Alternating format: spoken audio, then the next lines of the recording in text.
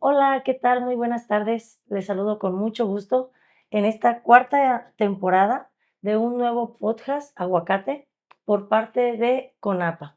Y el día de hoy nos complace mucho, bueno, me complace mucho que me acompañe mi compañera y colega, la doctora Andrea Castillo, y le damos la bienvenida a el maestro Jorge Martín Quintanilla, asesor en agroexportaciones, y él se conecta desde Perú.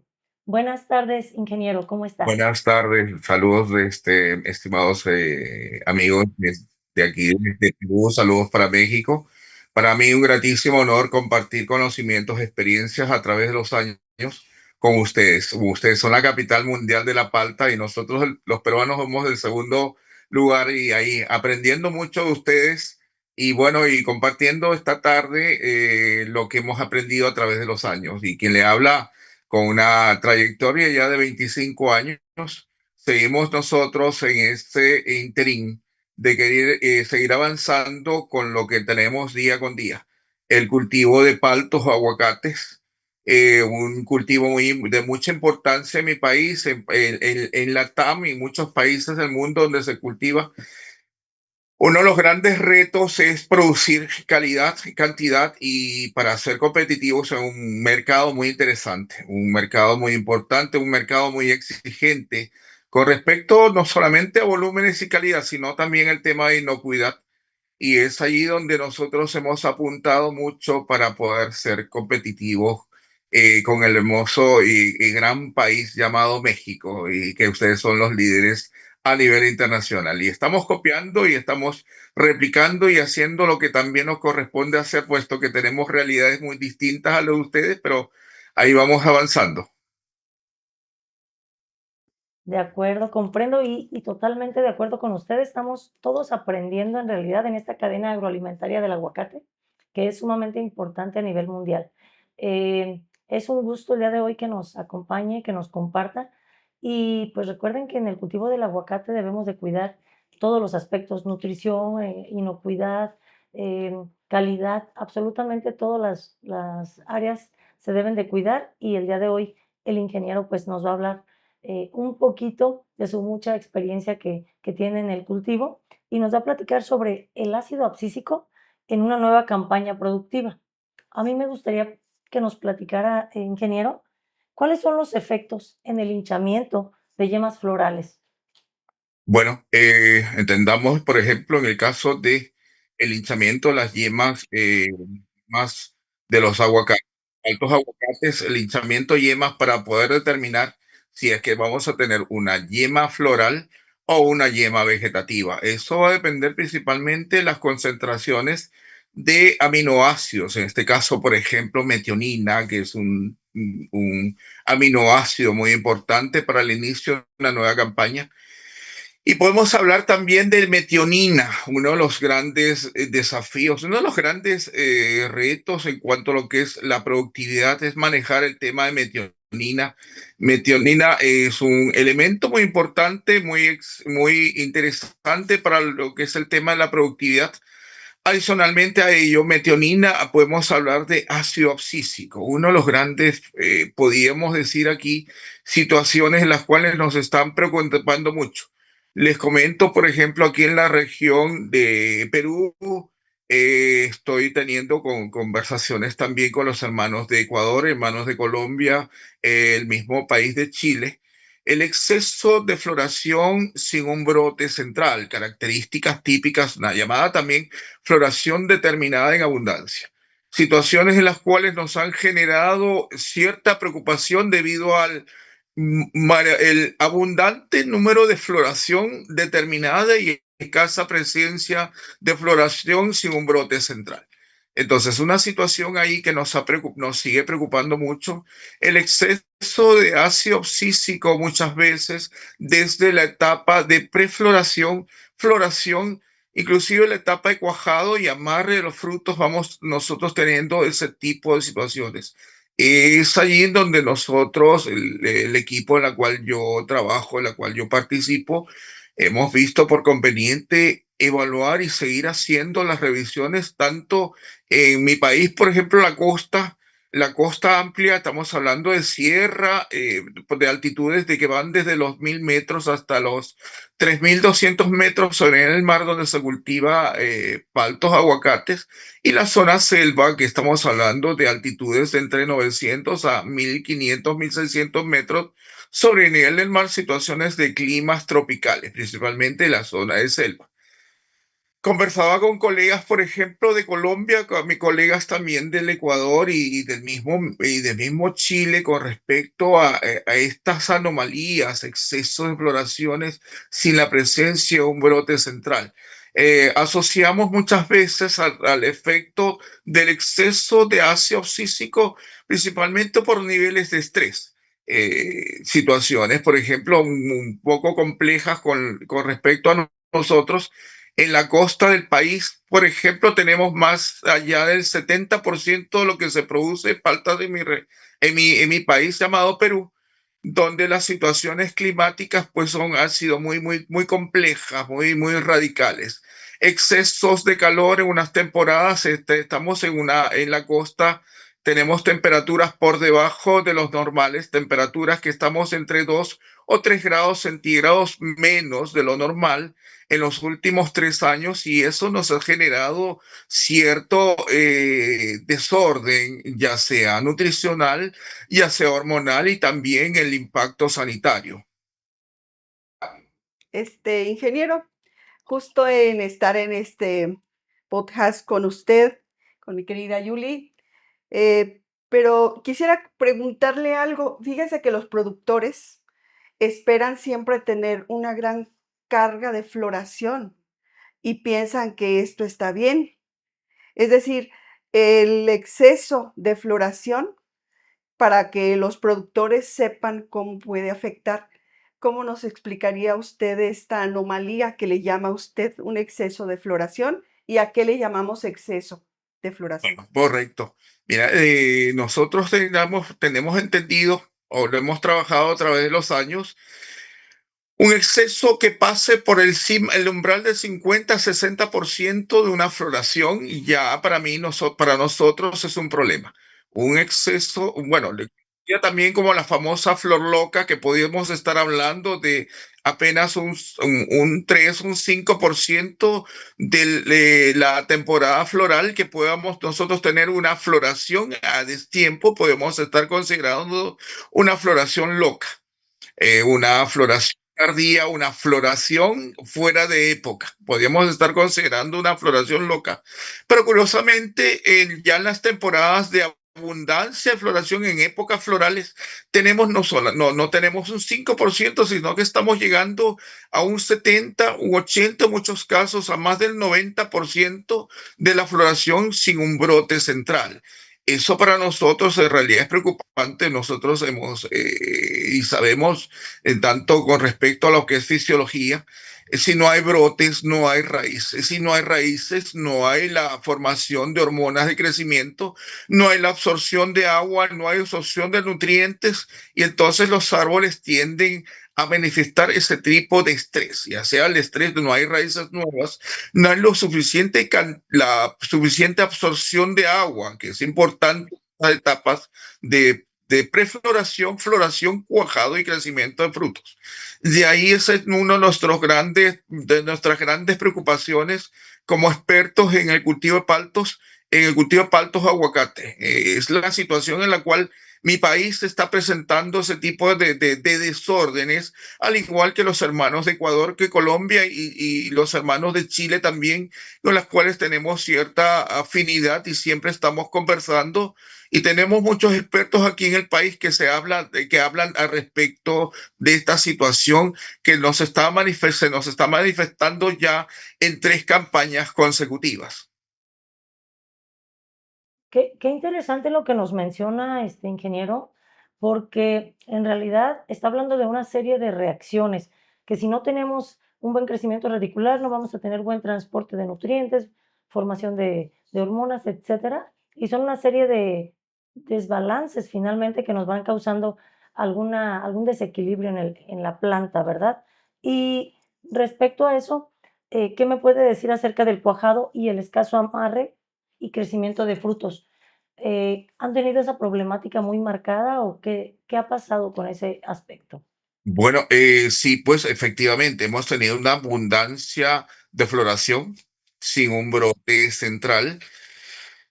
Seguidamente, el cuajado y el amarre de los frutos ha sido muy irregular, muy irregular, muy notorio, diría yo, muy notorio.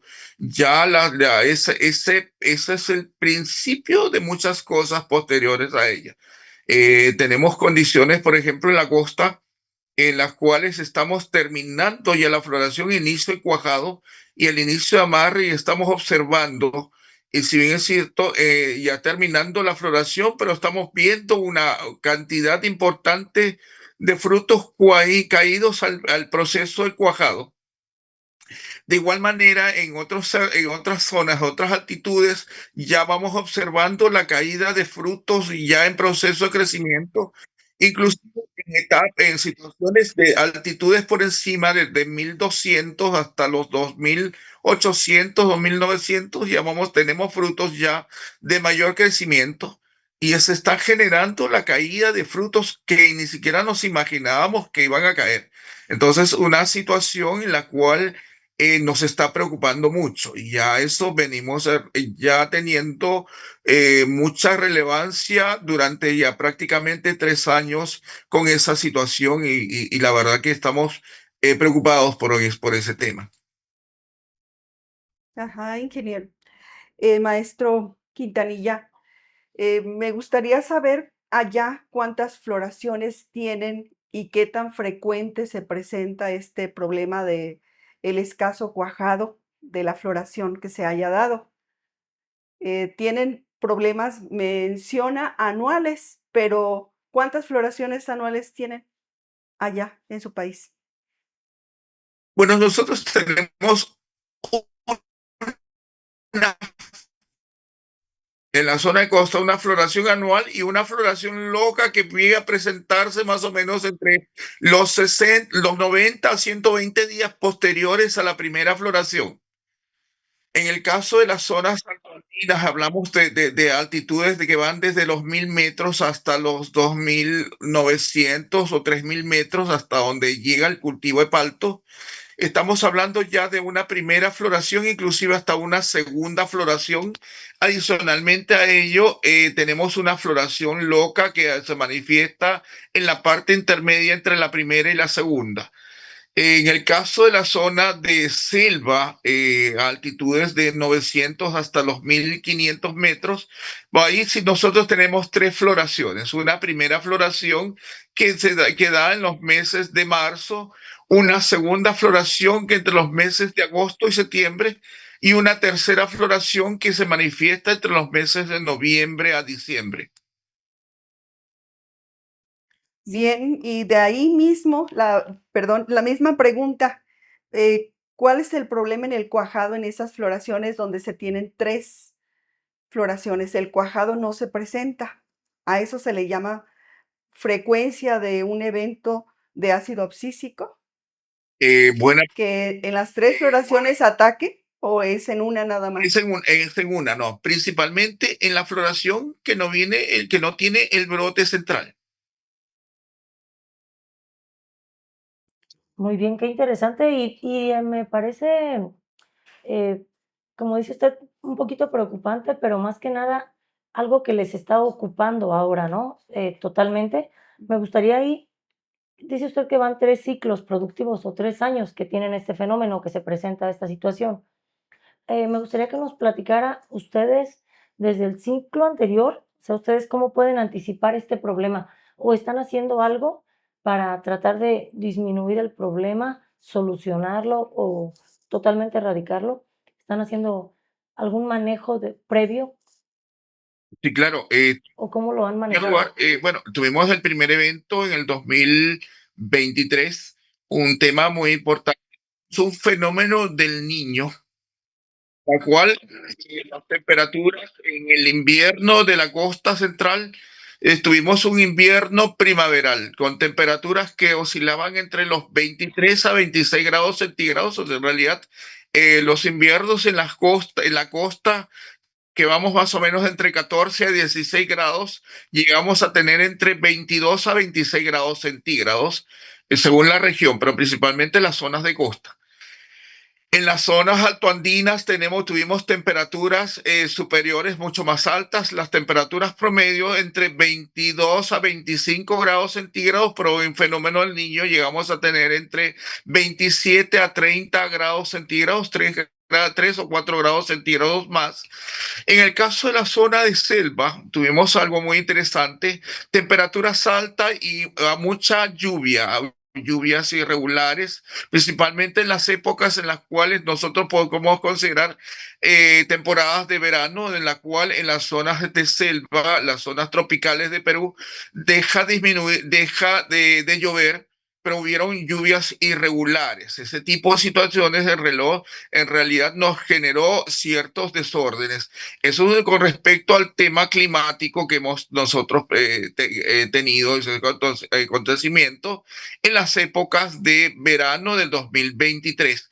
En el caso ya para 24 nosotros llegamos a tener una situación muy distinta. Llegamos a tener un fenómeno de la niña donde las temperaturas eran relativamente bajas, asociadas con alta humedad. Teníamos una humedad demasiado alta, con humedades relativas superiores al 99, en muchos casos al 100% de humedad. En las zonas altoandinas, las temperaturas llegaron a ser muy frías también. En la época de verano, temperaturas promedio entre 22 a 24 grados y en la noche temperaturas de 2 a 3 grados, cosa que era una situación muy compleja. En el caso de la selva, también temperaturas normales, estábamos entre 22 a 25 grados y en estas temporadas llegamos a tener temperaturas por debajo de 14 o 15 grados, un tema muy atípico, el tema de climas. En el caso de este año 2025 tenemos situaciones también preocupantes. En el caso de la costa tenemos temperaturas por debajo de los parámetros normales. Deberíamos estar más o menos entre 15 y 16 grados centígrados, pero sin embargo estamos con temperaturas que vamos desde los 13, 14 grados en estas épocas. En el caso de la zona de sierra, tenemos temperaturas muy altas y algo muy interesante también con respecto a la radiación.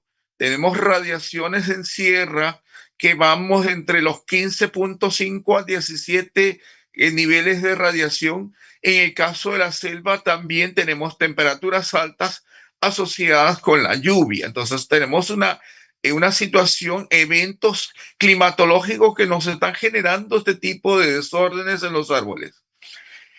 Asociado a ello, pues hemos tomado la decisión de hacer trabajos importantes, principalmente en mitigar el estrés a través de mecanismos de respuesta, trabajando con aminoácidos, trabajando con algas marinas y toda una serie de componentes, una serie de complejos, incrementando nuestros niveles de calcio, por ejemplo, en las primeras etapas o en las etapas próximas a culminar la cosecha e iniciar una nueva campaña, trabajando con calcio, trabajando con aminoácidos, algas marinas, también debido a estas situaciones de anómalas con respecto al tema climático, se acrecentó la presencia de fitóftora, se presentó la presencia de laxioplodia, hongos de raíz, hongos de madera, que eso ha acrecentado más nuestra situación con respecto al cultivo del aguacate.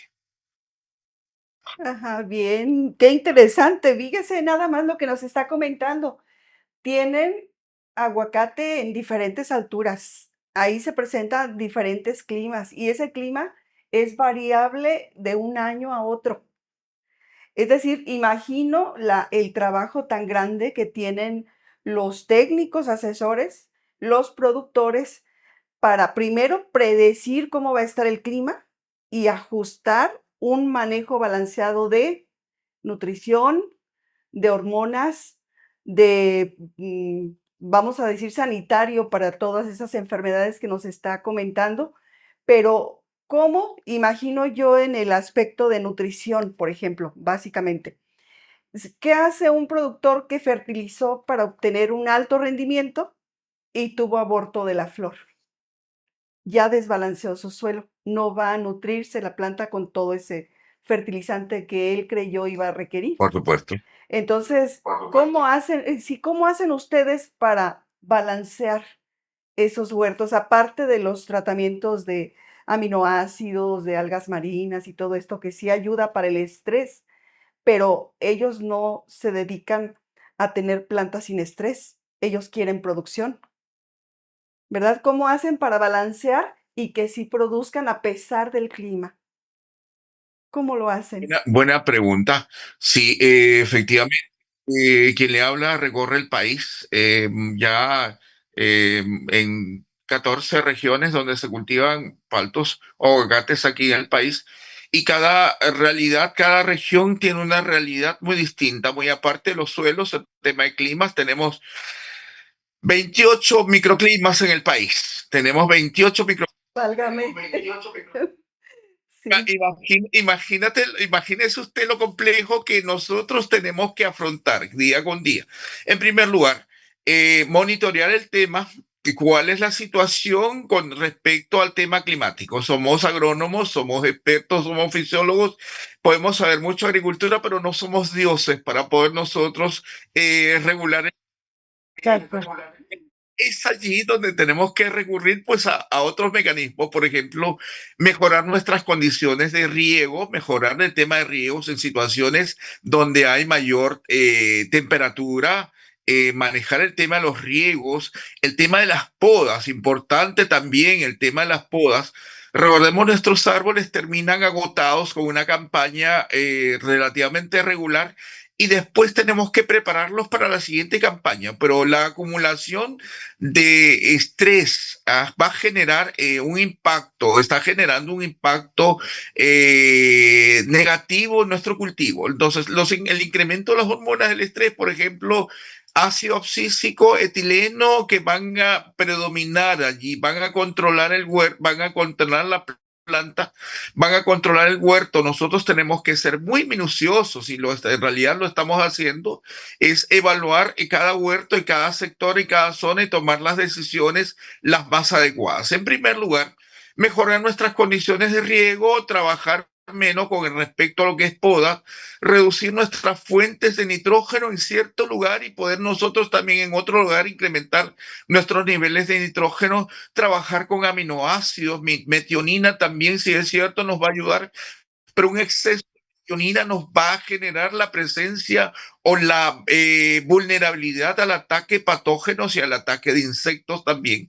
Entonces, el famoso término tira y afloja, estamos en este tipo de situaciones para nosotros poder encontrar equilibrio, porque realmente lo que necesitamos es equilibrio nutricional, equilibrio hormonal y equilibrio sanitario. Entonces, importante en cada región, lo que estamos haciendo nosotros es implementar todo un trabajo, evaluar en cada huerto, cada zona, en cada sector y poder decir, bueno, tenemos este tipo de situaciones, no tenemos acumulación de reservas, trabajemos con una nutrición más adecuada, una nutrición rica en nitrógeno, rica en fósforo, rico en potasio, microelementos importantes como el calcio, como el boro, como el zinc, como el magnesio y manganeso y todos los elementos de la forma más adecuada para nosotros poder mitigar ese tipo de situaciones. Y la verdad que estamos encontrando resultados muy interesantes. Por ejemplo,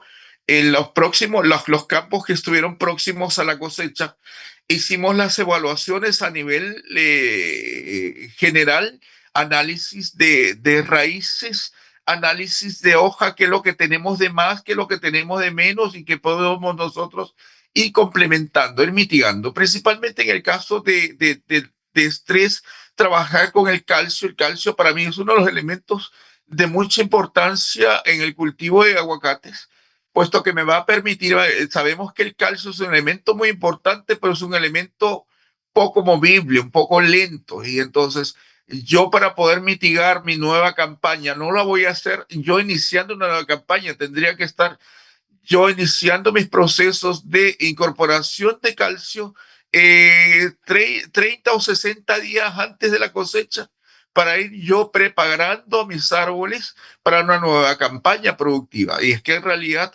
eso nos está dando resultados muy interesantes. El uso de aminoácidos, el uso de ácido glutámico, por ejemplo, nos ha ayudado mucho. El uso de prolina, glicina, betaína, en realidad es interesante, muy, muy interesante. Y manejar, por ejemplo, el efecto de la metionina, que nos ha ayudado mucho en esta primera etapa de una nueva campaña productiva. Entonces, metionina, hemos trabajado mucho con ello en un primer gran paso y nos ha dado resultados muy interesantes, pero a veces ocurre la situación un poco complicada. Podemos ser buenos médicos, pero no tenemos buenos pacientes. Entonces ya viene el pequeño y mediano productor, inclusive las grandes agroindustrias, ya la desesperación, la preocupación de ellos por querer salir de la situación, y ahí se incrementan los niveles de nitrógeno y se incrementan de esto y aquello y lo otro, y vamos a teniendo ese impacto muchas veces negativo en el cultivo, pensando que esa es la solución, y terminamos más complicados que desde un principio. Bien, Sí, qué interesante, doctor. Y definitivamente todo lo que menciona es estar manejando y ayudando, tratando de mitigar todos los factores que van a causar estrés a las plantas, ¿no? A los árboles, porque sabemos que a medida de que se tenga menor estrés, tanto biótico como abiótico, las plantas, pues se va a reflejar en mejores cosechas, ¿no? Por supuesto. A manera de a manera de cierre, doctor, me gustaría que nos dijera un poquito, cómo bueno, ya nos mencionó algunos aspectos, pero, ¿qué opina acerca de disminuir el estrés para tener mayores posibilidades de mejores cosechas?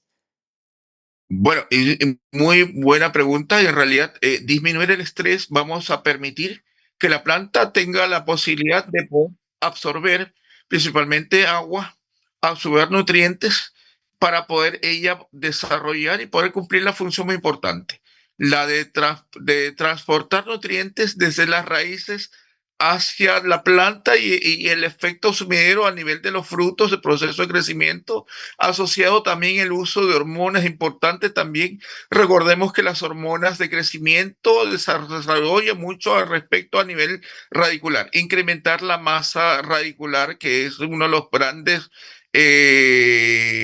grandes retos. Si no tenemos raíces, no tenemos la suficiente capacidad de absorber, la suficiente capacidad de distribuir agua y nutrientes hacia la planta. Entonces, lo importante es conseguir el equilibrio nutricional, el equilibrio hormonal, el equilibrio sanitario, el uso de fuentes importantes de calcio, el uso importante de aminoácidos, y el trabajo también con hormonas.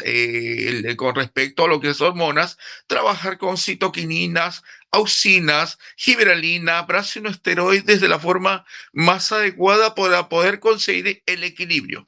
Pero el equilibrio no lo voy a encontrar si no es primero reducir el estrés generado por condiciones bióticas y abióticas. Entonces, una buena fuente para acumular reservas, una buena fuente para disminuir mi estrés en la parte climatológica, se va a concentrar principalmente a nivel radicular. Mejorar mi sistema, mi masa radicular, permitiendo mi mejor distribución de agua y nutrientes dentro de la planta, llevándose a ser fruto, yo voy a poder tener una mejor calidad y una mejor productividad en mis huertos. bien, Sí, excelente conclusión, maestro Quintanilla. Y fíjese que escuchando sus comentarios, el caso de su país se parece al nuestro, a México. Claro. Estamos teniendo cambio climático en todos lados, está lloviendo diferente, estamos teniendo más calor o más frío. Entonces es muy actual lo que nos comenta y pues le agradecemos sus comentarios y pues vamos a estar encantados de conocerlo por acá. Claro que sí, claro. bueno, pues Muchísimas gracias. Sí. le agradecemos, ingeniero. Mm. Agradezco a la doctora Andrea que nos haya Un acompañado. placer, Yuli. Siempre es un gusto y bueno, ingeniero, esperamos verlo pronto por acá en México y gracias por esta importante charla.